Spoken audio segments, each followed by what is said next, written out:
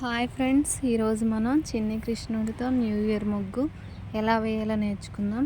First of all ఇంతవరకు channel subscribe చేసుకోకపోతే తప్పకుండా సబ్స్క్రైబ్ చేసుకోండి ఫ్రెండ్స్. మీరు సబ్స్క్రైబ్ చేసుకున్నట్లయితే నేను వేసిన ప్రతి ముగ్గు మీకు నోటిఫికేషన్ వస్తుంది.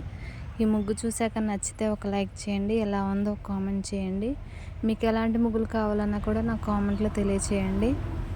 మీరు ఒక లైక్ ఒక కామెంట్ చేయడం వల్ల ఈ ముగ్గు ఇంకొంతమందికి రీచ్ అవుతుంది, నాకు కొంచెం యూస్ఫుల్గా ఉంటుంది.